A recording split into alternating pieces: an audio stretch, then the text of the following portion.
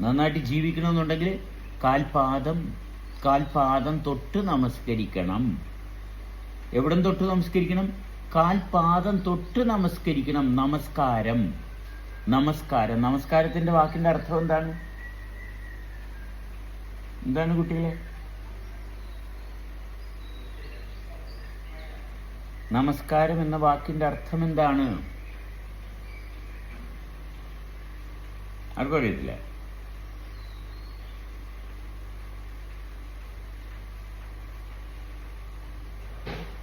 നമസ്കാരം, അതുമായിട്ട് പൊരുത്തപ്പെടുക.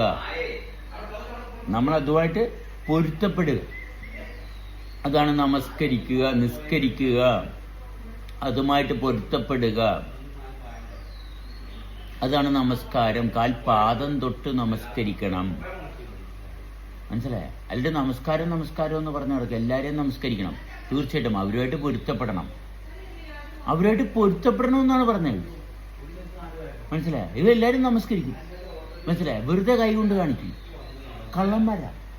മനസ്സിലായ? നമസ്കാരം എന്ന് പറഞ്ഞാൽ അതുമായിട്ട് പൊരുത്തപ്പെടുകയും അവിടെ കാര്യം കഴിഞ്ഞു. ആ പൊരുത്തപ്പെടലാണ് സജീവമാകുന്നത്. സജീവമാകുന്നത്.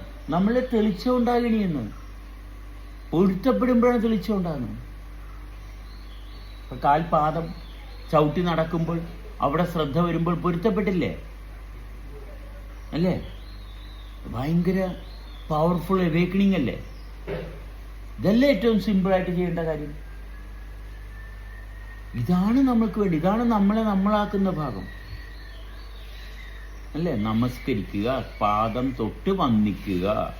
എന്നുവെച്ചാൽ പാദം തൊട്ട് വന്ദിക്കുക. വന്ദനം എന്ന് വെച്ചാൽ വണങ്ങുക. അവിടെ തൊട്ട് അനുസരിക്കുക, വന്ദിക്കുക, വണങ്ങുക. എന്നാലാണ് അവിടം തൊട്ട് വിളങ്ങത്തുള്ളു, തെളിയത്തുള്ളു. ക്ലിയറാണോ?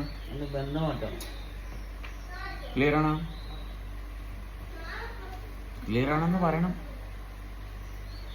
പറയല്ലേ?